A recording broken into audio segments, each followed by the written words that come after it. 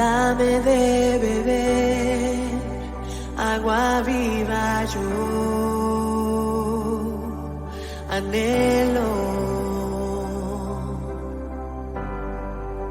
Sacia mi sed, tu palabra es mi alimento.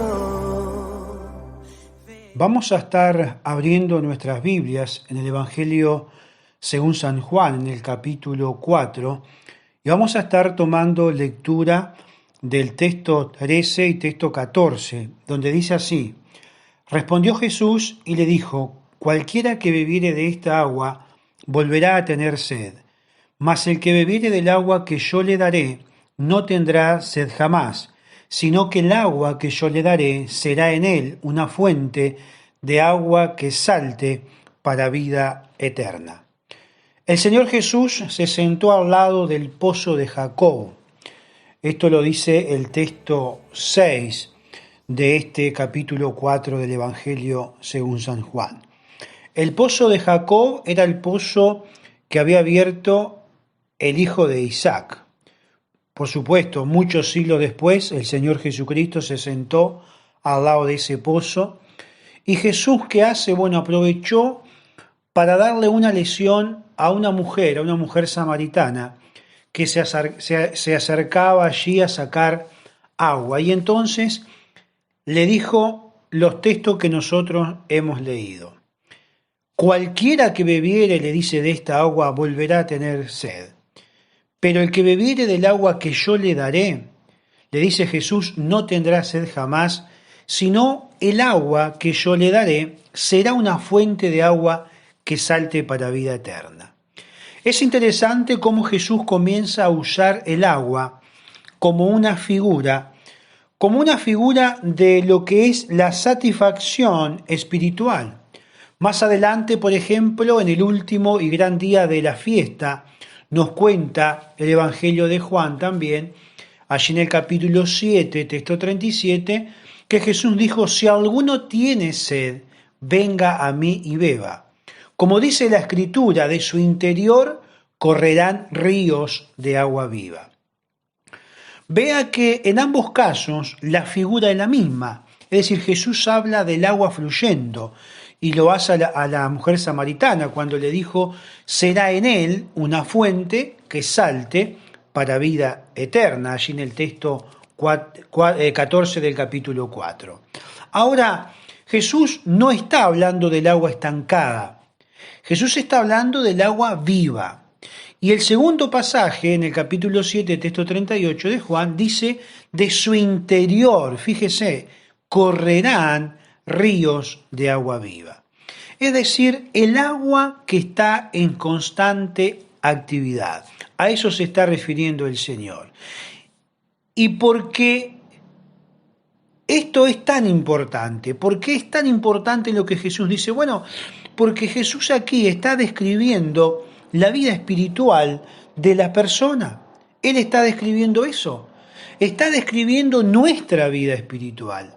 Él lo que está señalando, lo que está diciendo Jesús, que la fe en su persona, la fe en Jesucristo, el agua que Él da, tiene que hacer en nosotros el efecto de la plenitud. Tiene que hacer en nosotros el efecto de la llenura, el efecto de la frescura y de la renovación constante. Estimados, la vida cristiana es eso, es acercarnos a Cristo. ¿Para qué? Para que Cristo nos dé esa satisfacción que necesitamos, esa plenitud que nosotros necesitamos, esa llenura que necesita nuestras vidas, la frescura, la renovación constante de una vida que no es aburrida. La vida cristiana no es aburrida, la vida de fe no es una vida aburrida, es una vida novedosa. Aquello que escribe Pablo a la iglesia de Roma en el capítulo 6 y texto 4, cuando dice: andemos en novedad de vida. ¿Por qué? Porque está caminando, está andando, está avanzando, permanentemente es esto, que es una vida plena donde la paz está presente, donde, estimado, la alegría está presente y donde la esperanza también está presente.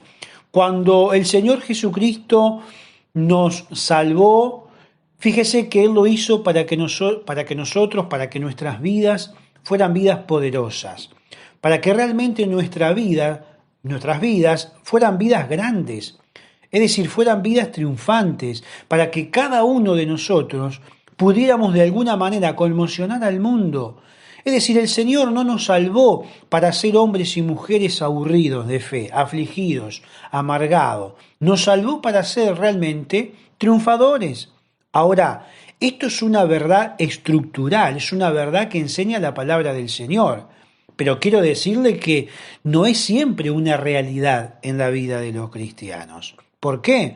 Bueno, porque tenemos que permitir que el Espíritu Santo, que vive y mora dentro nuestro, desde el momento que creemos en el Evangelio, que creemos en Jesucristo, tenemos que permitir que ese Espíritu Santo trabaje en nuestras vidas.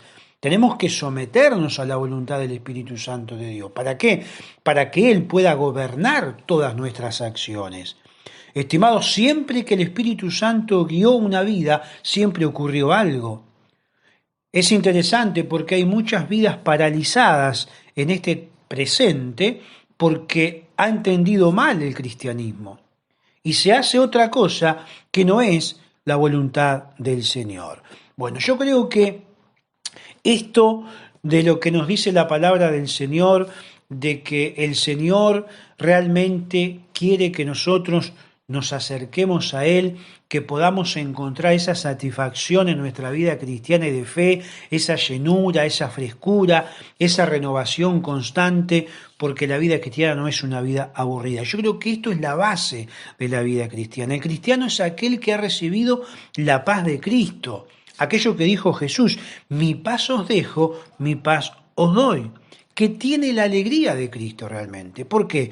Porque Él ha dicho, les habla y dice, para que la alegría de ustedes sea completa, para que el gozo sea completo, para que el gozo realmente sea completo en ustedes. Quiere decir que el Señor nos llama a la paz, nos llama a la alegría y nos llama también a la esperanza.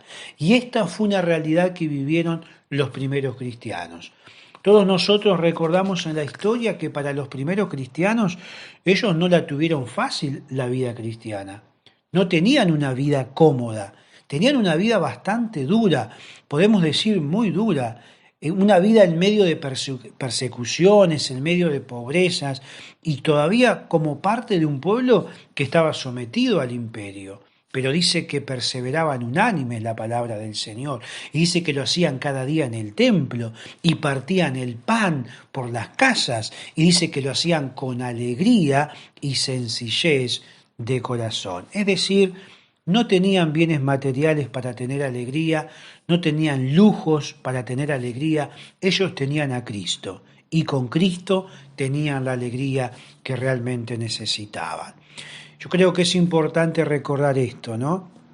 Y recordar a Cristo como lo hacían ellos era justamente realmente un motivo de alegría, estimados. Tenían problemas, por supuesto, como todo el mundo, un montón de dificultades, de lucha y de problemas, pero no les afectaba como afectaba o como nos afecta muchas veces a nosotros en el presente. ¿Por qué? Porque allí, en esa iglesia, en ese pueblo, en esas personas fluía el agua viva. Esa agua viva de la que habla Jesús a la mujer samaritana. Estimados, hay cristianos que llegan a Cristo, se arrepintieron de sus pecados, se convirtieron a Cristo y sin embargo no viven esa experiencia espiritual de gozo, de paz, de plenitud en su vida. Y de esta manera se llega a una zona, podemos decir, de peligro. ¿Por qué? Porque nos estamos secando espiritualmente. Y esto es un gran problema espiritual. Cuando Pablo escribe a los filipenses en el capítulo 2 y en el texto 12, él allí les va a decir: ocupaos en vuestra salvación con temor y temblor. Porque Dios es quien en vosotros, dice, produce el querer como el hacer por su buena voluntad. O sea, usted ocúpese del seguimiento y Dios va a producir el querer como el hacer y Dios va a estar con usted. Pero si usted no se ocupa de su vida espiritual, de su salvación, si no se ocupa de su relación con Dios, seguramente su vida se va a ir secando. Y este es el lugar peligroso. ¿Por qué? Porque, estimado, la vida espiritual tiene que ser dinámica. La vida del cristiano, la vida de fe, tiene que ser una vida dinámica, es decir, una búsqueda del Señor cada día, una búsqueda de la palabra de Dios cada día, una búsqueda del rostro del Señor en oración cada día. Todo eso tiene que estar activo y eso es ocuparse en mi salvación con temor y temblor. Fíjese que en el pasado, en un momento de la historia, cuando el pueblo estaba en sequedad espiritual, Jeremías habla, en ese momento es el portavoz de Dios y dice: paraos en los caminos y preguntad por las sendas antiguas cuál sea el buen camino y andad por él. Es decir, la búsqueda de eso que hizo fuerte a los hombres en el pasado es justamente lo que nos va a hacer fuerte a nosotros. Estimado, tu vida espiritual es un compromiso de todos los días. Crecemos y avanzamos cuando realmente nos comenzamos a preocupar por nuestra vida espiritual. Por eso, la presencia de Cristo en nosotros es ese manantial que salta para vida eterna. Hoy, estimado, nuestro mundo está necesitando vidas que realmente estén llenas de Cristo, llenas del Espíritu Santo de Dios. Por eso, la vida cristiana no puede ser una vida chata. La vida cristiana no puede ser una vida mediocre, sin poder. El mundo hoy espera otra cosa. Espera vidas llenas del Espíritu Santo de Dios.